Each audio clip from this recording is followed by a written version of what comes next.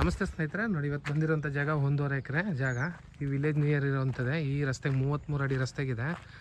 1.5 ಎಕರೆ ಜಾಗ ಬರುತ್ತೆ. ಸುತ್ತ ಸೋಲಾರ್ ಪ್ರಿನ್ಸ್ ಆಗಿದೆ. ನೋಡಿ ಯಾವಾಗಲೂ ನೀರು ಇದೇ ರೀತಿ ಹರಿತಿರುತ್ತೆ. ರೋಡ್ ಉದ್ದಕ್ಕೂ ಇದೆ. ಈ ಕಡೆಯಿಂದನೂ ನೀರು ಬರುತ್ತೆ, ಕಾವೇರಿ ನೀರು ಚಾನಲ್ ಇದೆ. ಈ ಕಡೆ ನೋಡಿ ಜಾಗ ತೋರಿಸ್ತೀನಿ. 1.5 ಎಕರೆ ಈ ಜಾಗನೇ. ಎಲ್ಲ ಫುಲ್ಲು ಇದಾಗ್ಬಿಟ್ಟಿದ್ದಾರೆ. ಮಹಾಗಣಿ ಗಿಡ ಫುಲ್ಲು 1.5 ಎಕರೆ. ನೋಡಿ ಯಾವಾಗಲೂ ನೀರು ಇದೇ ರೀತಿ ಇರುತ್ತೆ. ವಿಲೇಜ್ ನಿಯರೇ, ಇದೇ ವಿಲೇಜು, ಅರ್ಧ ಕಿಲೋಮೀಟ್ರ್ ವಿಲೇಜು. ಅಕ್ಕಪಕ್ಕ ಫಾರ್ಮ್ ಹೌಸ್ ಮಾಡ್ಕೊಂಡಿರೋರಿಗೆ ತುಂಬ ಚೆನ್ನಾಗಿದೆ. ನೋಡಿ ಜಾಗ ಒಳ್ಳೆ ಬೋರ್ ಇದೆ. ಅದೇ ಬೋರು ನೀರು ಬೀಳ್ತೈತೆ ನೋಡಿ, ಅದೇ ಬೋರು. ಡಿಪ್ರಿಕೇಷನ್ ಮಾಡಿದರೆ ಸಿಂಪಲಾಗಿ ಓಡ್ತೈತೆ. ಒಳ್ಳೆ ನೀರಿದೆ. ಜಾಗ ಸುತ್ತು ತೋಟಗಳೇ, ತೆಂಗಿನ ಮರಗಳು, ಸ್ವಲ್ಪ ಬ್ಲ್ಯಾಕ್ ಸಾಯಿಲು. ಬಟ್ ನೀರು ಮಾತ್ರ ತುಂಬ ಚೆನ್ನಾಗಿದೆ.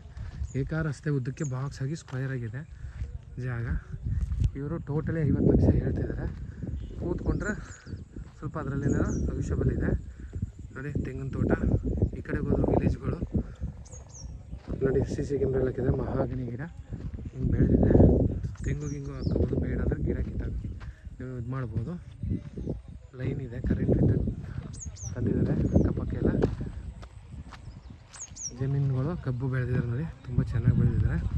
ಜಾಗ ಜನರಲ್ ಪ್ರಾಪರ್ಟಿ, ಲೀಗಲ್ ಆಗಿದೆ. ಪರ್ಚೇಸ್ ಮಾಡಿರೋಂಥ ಜಾಗ. ಅಕ್ಕಪಕ್ಕ ಒಳ್ಳೆ ನೀರು ಯಾವಾಗಲೂ ನೋಡಿ ಈ ಕಡೆ ಕಾಳೆ ಹರಿತಾ ಇರುತ್ತೆ. ನೀರು ಜಮೀನಲ್ಲೇ, ನೀರಿಗೇನು ತೊಂದರೆ ಇಲ್ಲ, ಹಂಗೆ ಬಿಟ್ಬಿಟ್ಟಿದ್ದಾರೆ. ನೀರೆಲ್ಲ ತುಂಬ ಚೆನ್ನಾಗಿದೆ.